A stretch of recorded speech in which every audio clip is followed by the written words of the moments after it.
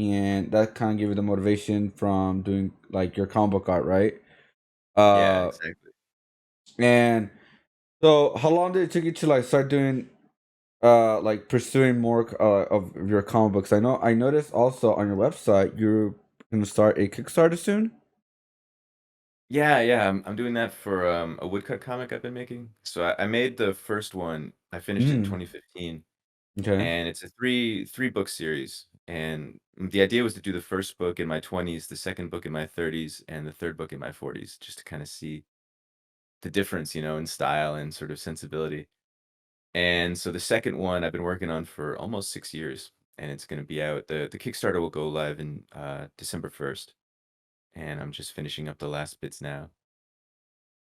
Dang. So it's like a 5-year project? Something like that, Five, yeah, 5 or 6 years. 6 years?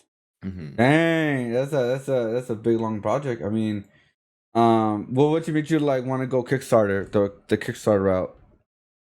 Well, it seems like that's the way a lot of comics are being released now, and it seems True, true. like a good way to go, and it's a good way to sort of gauge what the print run should be, and sort of don't want to print too many and spend extra money or print too few, and kind of I don't know. It just seems like a good way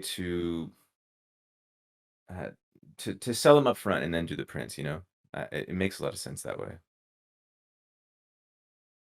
Okay. And Um, also, oh, you need more volume on me, huh? yeah. I'm doing. Okay, I haven't done this show in 2 months. So I mean, not 2 months, 2 weeks. So I'm just trying to like keep you talking and not try to interrupt you or anything. That's why I'm just typing. Sure, no problem. Just keep the Another games thing going. about the Kickstarter that's good is that there are different kinds of rewards, right? So the comic book is Mhm. all woodcut.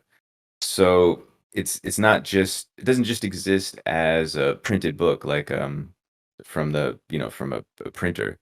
There's actually hand printed uh pieces of art that are made from it. So each two-page spread is a block of wood. Actually, I have one right in front of me. I was carving it yesterday on the stream. So this is like a two-page spread from it. And so Oh I can print wow. I print these like directly onto paper, right? And then I scan them and that's how I print Right. the book.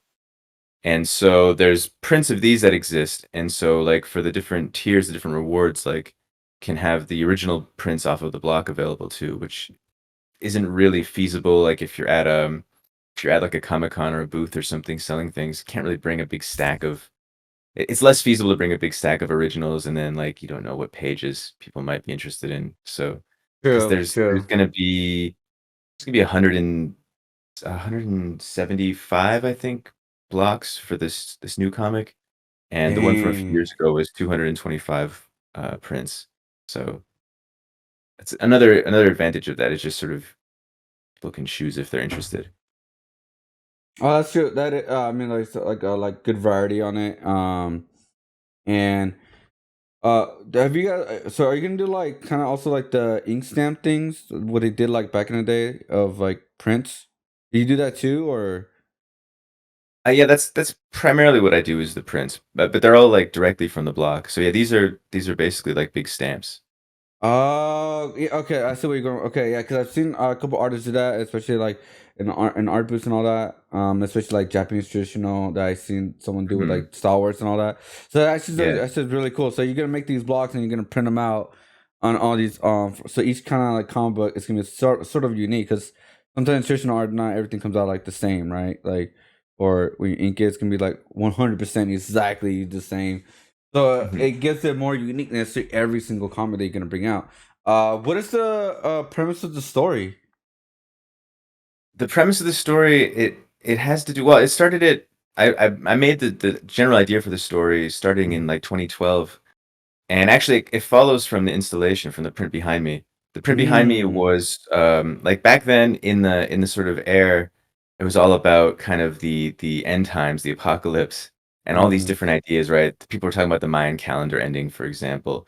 Oh, I People were remember talking that. about all I the was freaking out. conspiracies, sort of Alex Jones was becoming bigger, and there was all these kinds of just different, climate change was getting more serious and everything was just kind of it seemed like it was swirling. And at the same time, social media was getting bigger and bigger. And so people were kind of retreating to their bubbles, and they were explaining everything that was happening in the world through the lens of their pre-existing beliefs. And so in the story, there are a bunch of different sort of groups, and they all know absolutely what's going on, and they have their sort of it's all about kind of confirmation bias. So in the story, a thing happens, it's a big thing, and it's sort of a phenomenon, and nobody really can explain it. But everybody is very sure they know exactly what's going on, and so that informs everything they do.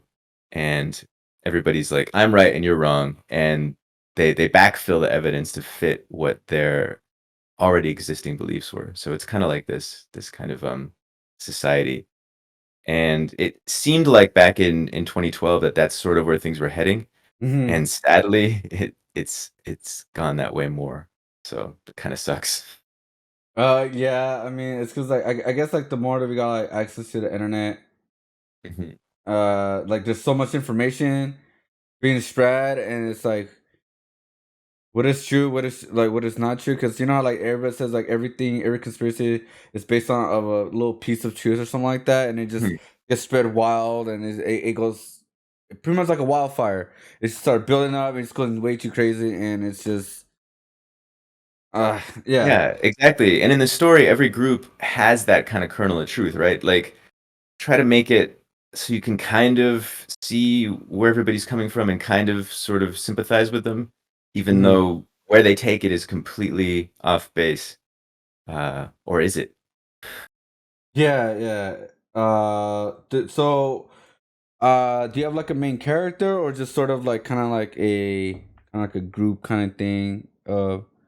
There's more like there's some recurring characters, there's main characters, but it's more about the groups. So I think there's like 7 main groups, Seven and main groups. yeah. Oh, and each like they have like their own arc, kind of saga, kind of thing. They all physically separated themselves from each other, and they're all kind of just they literally physically move themselves into their own bubbles, and so they're kind of Mm. they decided that the only thing that they could agree upon was that they couldn't live together anymore, and they all split. And then it's like, how do you run society where everybody's still kind of connected, but they have no interest in being connected with one another? And if they could, they would just sort of ignore the fact of everybody else's existence and get on that way. Oh wow.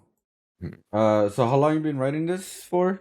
Like, is it beyond like the 5 6 years, or was that just I like the yeah, arc I there? the idea for the story was back around maybe 2011, 2012.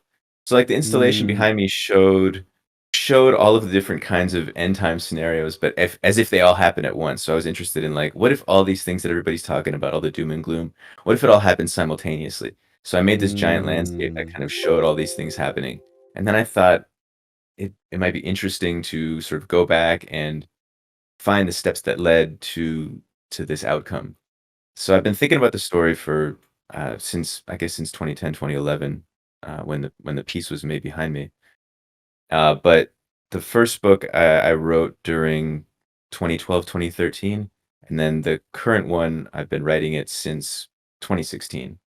But I had the kind of grand arc already made at the beginning, so I know how the whole thing ends, and I know how the whole thing's going to go, even into the last book, which I'll make uh, in my 40s next decade.